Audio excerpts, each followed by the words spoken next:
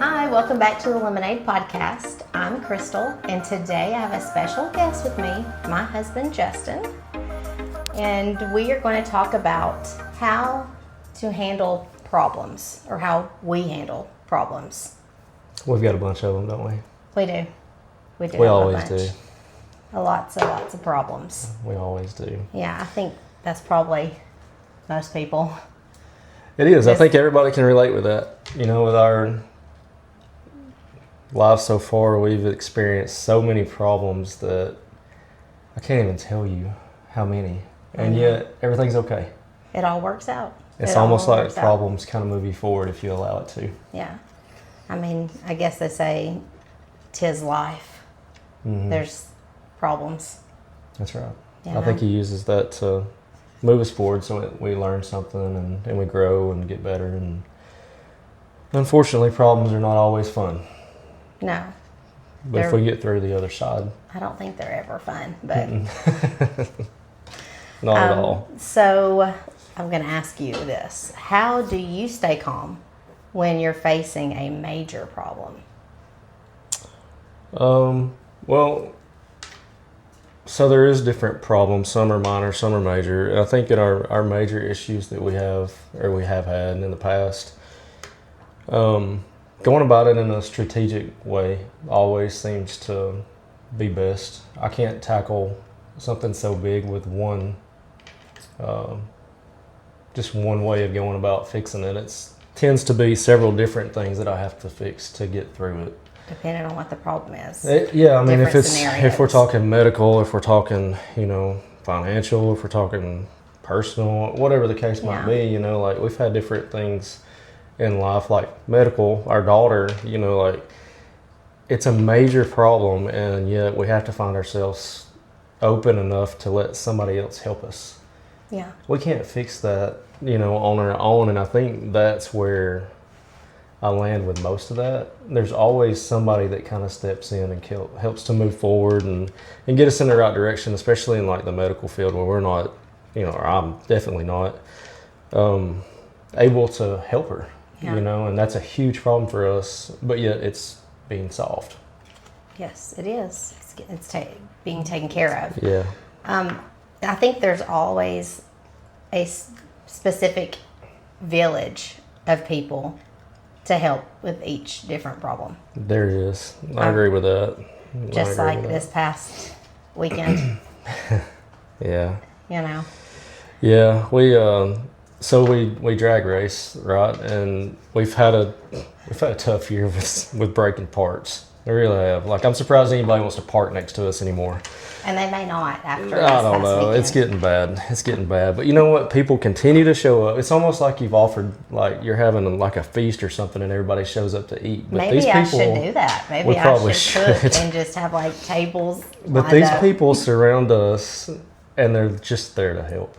Like, they're not there to get anything, to gain anything. They're really wanting to help. And like, we can't fix some of these problems on our own. Same kind of scenario, we don't have the parts we need. We don't have the knowledge we need. I know I don't, and it's just been a tough year at the racetrack with us, between motors, transmissions, converters, rear ends, all those parts that we have to go down the racetrack. We have had flaws. Yeah. But yet every time. Yeah, someone always steps up to help out. Multiple people. Like, it's impressive to see. There's great people at racetracks. God puts who you need in your life. I truly believe that. Mm-hmm. I really do, for each season and situation that we face. I really do believe that. Yeah, and some of the problems that we faced at the racetrack are, there's people that come over there and commit their time and their parts and their knowledge. I don't even know them very well. So we create another relationship through that problem. Yeah. And I really enjoy that. It's a win. It's turned out to be an issue, a problem, and then it turns into be something good afterwards. Every time. Like a great relationship that's made. Every time.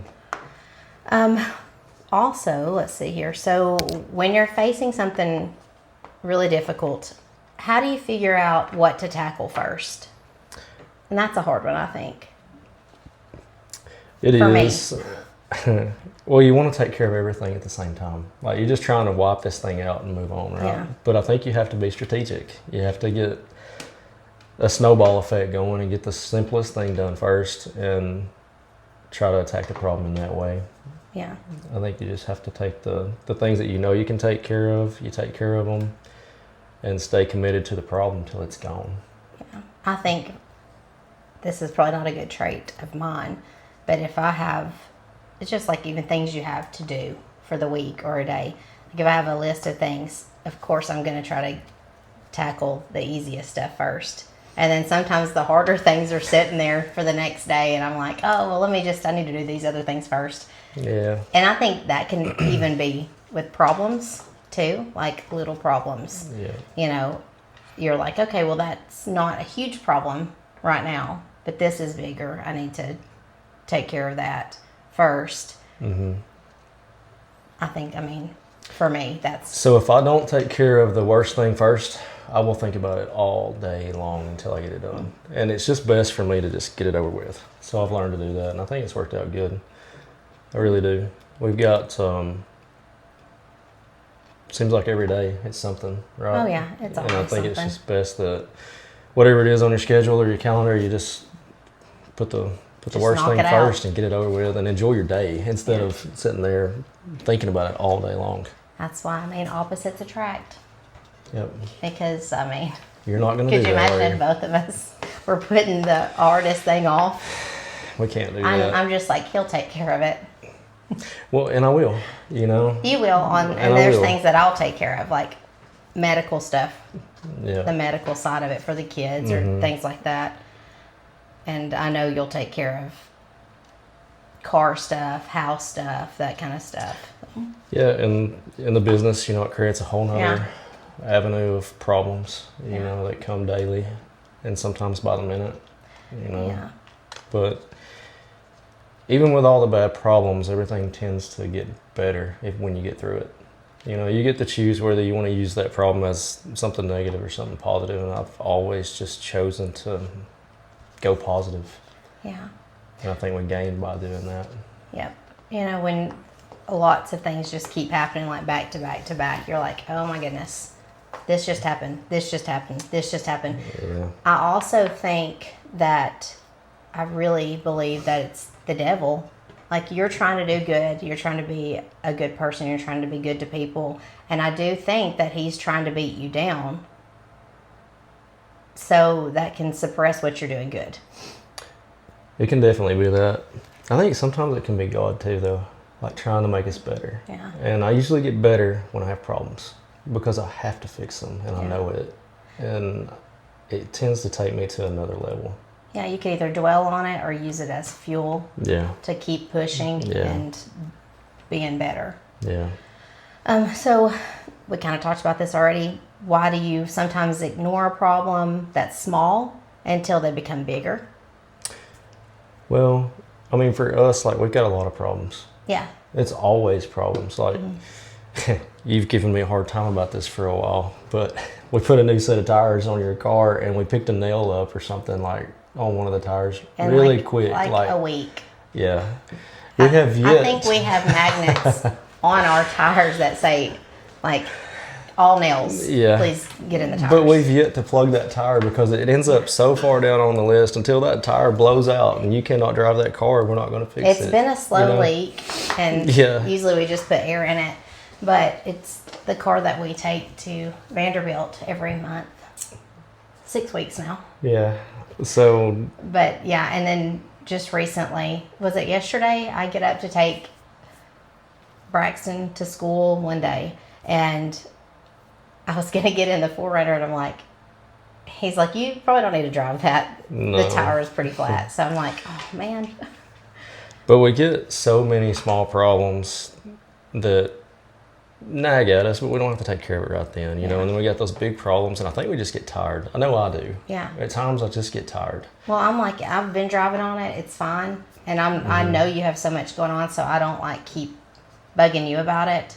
So I'm just like, as long as it's fine, as long as it looks okay to drive, even if my sensor's on, that stuff like that doesn't bother me. Yeah. And then if something happened at that point, and I'm good about that kind of stuff, those things like that, especially if it's me, like none of that stuff bothers me. I'm like, if that happens, I'll deal with it when that time comes. Yeah. It's mainly for me is the stuff with the kids.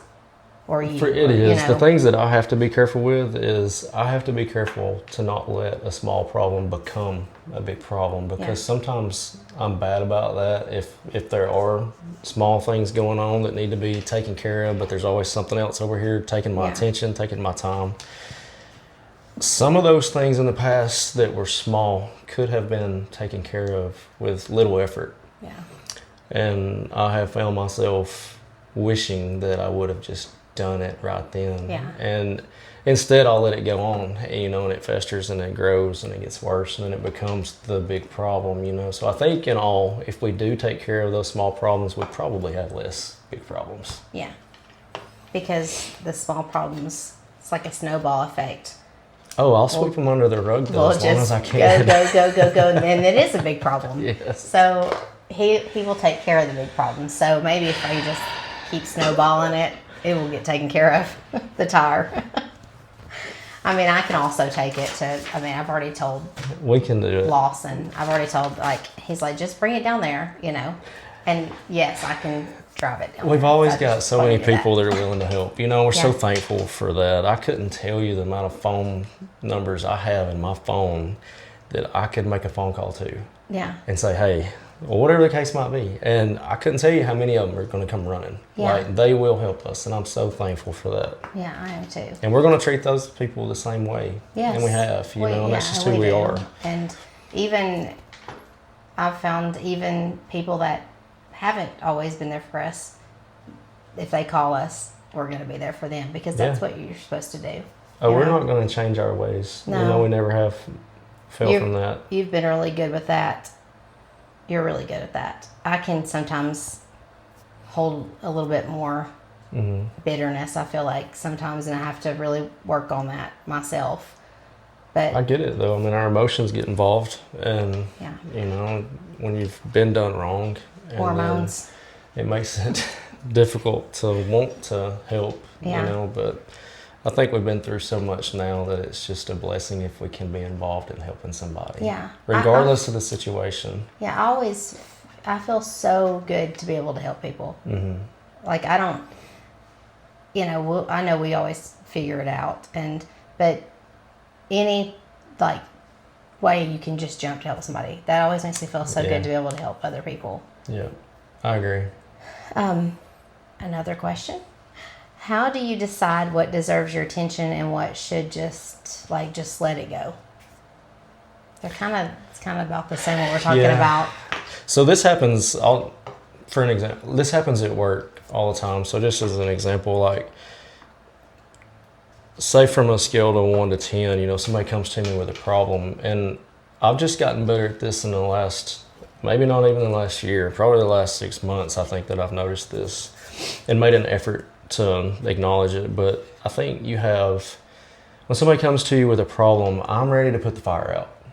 I treat it like a level 10, no matter what. Somebody could come tell me that the dumpster's full, and I think that's a level 10. And I've learned that I have to pull back, and I have to say, okay, is that something that has to be addressed right now? Or is it something that somebody else can help with? Yes. And does it deserve my attention right now? Because something I really struggle with is focus, and I love to be able to focus on things. And that's one thing that gets at me is all these problems coming, and it's so hard to focus on anything. So I think that's when I made my decision. Is it a 1 or is it a 10? Yeah. If this thing is a 1, I'm not letting it take my time right now. Yeah. And if it's a 10, I'll put out the fire. But what I've learned is 8 out of 10 times, it's not that bad. It's a low-level problem. It's always a low-level problem. There's bad things that happen, but 8 out of 10 of them are not that bad. They don't have to be urgent. But I used to treat them all like they were. And this next question was, what's the danger of treating every problem like an emergency? Oh, that's it for sure. You can ruin your day. You can ruin your week. You can ruin a business. You can if you do it ruin wrong. your health. For sure. Just speaking in a medical standpoint of you don't want to end up having a stroke because every problem is up here. Yeah. And sometimes I'm like that. Sometimes like it's probably not even that big of a problem and I'm up here, but that's just my personality. Pretty high strung person, and I have to really pull myself back on things, and I think you just have to be putting processes in place. Like in your mind, if a problem comes to me, the way I think of it now is I'm going to address it and see what it is I'm dealing with. And I'm going to decide, is it worth my time right now? Is it urgent? But I have to slow down to do that because I can react sometimes. I'll just react. Yeah. I'm bad. So I have to make myself stop for a second and ask myself a few questions before I react. Yeah. Because I can just roll with it and go. And then my focus, my attention to whatever it was I had going on is out the window, and it'll take me hours to get that back. And I've, on things that I've dealt with, like if I don't, like you've told me so many times, I'm like, I wake up in the morning and I'm like, I've got to do this, I've got to do that. How am I going to get this done? How am I going to pick him back up? But he's got this appointment. I've got to make sure, we're ready to go to Vanderbilt the next morning. I will already get myself in such a frenzy over it, like just panic mode. Yeah. And it's terrible. It doesn't solve anything. And you're like, just write it down. I mean, it makes the morning exciting though. It does make it exciting. And Braxton can meet me up there. He can go there. And he can get to that. And Briley and Justin are real calm, but Braxton, he can be a fireball like I can be. We can up here, and in the mornings trying to get him out the door, me and him were like clashing, and then I'm like, I've got to get him out the door. You've got to come on. We've got this to do. But just writing it down, like when I can go back and say, okay, I do have this. It's not as bad as it seems in my head, but I can look at it on a list. I'm a very visual person to be able to look at. Yeah. Well, I live and die by a calendar. Yeah. I have to have it. And some of it's because of things I've put in place to make myself do, to be the person I want to be. Some of it is because I have to do some things. Yeah. And then a lot of it is just, I've told somebody I was going to do something. It's on my calendar, I'm going to do it. Yeah. But if I don't have that calendar in front of me, if I don't write those things down, I'll just be running laps in my mind trying to figure out what I'm missing. That's what I do. Like, I can't get it all. It's exhausting. It really is. And then you're like, what have I missed? But if you're writing things down, then that goes away. And you're so much clear-minded. You can focus on the one thing, check it off, move to the next thing. And I think that's really helped me a lot. I know I've tried it on my phone. I've tried doing like an iPad. I tried it I have it on my phone, but like I'm so old school. I have to write my stuff down, and I've got years of calendars now because I've been doing it so long, but it's just what works for me, and I think it does minimize problems. One thing I think that can maximize some problems is like for an example, what we've done in the past, and we didn't have a lot when we got started. No. When we first got married, we're struggling. Scraping the barrel. We're eating at the Taco Bell, but it was like, that might have been our date night, Oh, that was definitely a So date night. over the years, those have their own problems, right? But over the years, we've accumulated a few things, we've got and they're all blessings. Like, we're so thankful for them. But along with each of those things that we've accumulated has come more problems. Yeah. Every one of them has more problems. So in some ways, maybe a simple life is better, and I feel like we still do live a rather simple life, but we've got some things, and everything we have requires time, requires money, requires effort, and therefore has problems. And I do look at it in a different way now, as to like, even, say like 10 or 12 years ago, I wanted to own 50 hardware stores. Oh yeah, I remember. I really wanted that. And, that wasn't in our plan, and it didn't happen. But I don't want that anymore. I mean, sometimes when they come up, Braxton's always like, I might need to talk to Dad. We might need to buy that one, And when the people are in place, I'm not saying we wouldn't have another one. But I used to have big plans, and I wanted 50 of them. We were going to put one Oh, we had all kind of places. I mean, like I was broke and had plenty of dreams, right? Yeah, but I mean, you got to have dreams. You do, you do, and you're just going to stay stagnant. I'm so thankful for what we do have, but I do know now that each one requires so much. If you don't have the right people set in place, and I mean, God has truly blessed us with the right people, but if you don't have enough of those people set in place, you can't physically take care of all of them. And they're so labor intensive, the hardware stores are, and I wouldn't trade it for anything. But I don't think I could take care of 50 of them. No, that's too much. I just don't think I could, and I used to believe I could, and maybe it's because I didn't know what I didn't know, Yeah. But more things, more problems. Well, anything worth having is going to be work. It is, and we've always done that. We'll fight for it. I don't care if it's the right thing to do. I'm in. Yeah. Whether it hurts us or whatever, anytime that's ever happened, we've always came out on the better side of it later. Not going through it's been tough. Some of the problems we've experienced in the past have been tough, but we've always made it through it, and we've chose to see the good in it.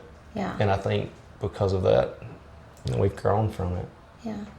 And I think it's also good too that our kids see that we face problems and we can come out on the other side. Yeah. And they are involved in a lot of the things. Oh, very much. They, they'll work and help with stuff. And like if, he's so busy with the store, and they'll come home after Bryson goes to Peak with you, like he goes to a fitness center. He'll do some stuff, some athletic stuff. Thing and stuff. Yeah. And they'll come back and he'll help his dad, put mulch out, put pine straw out, all different things like that. And just trying to teach them that they're good about it. Yeah. They've seen, they and haven't. We've all as a family have put mulch out when you had the other company. We've been on Sunday evenings, We've done it. I mean, we've been at our hardware store at midnight with everybody. We've had dinners at the store. We've made fun stuff of it. Like we've played hide and seek because the kids are like, oh, we have to go back tonight. Well, we're going to take dinner back and we're going to play hide and seek and and make it fun, and we still get the stuff done.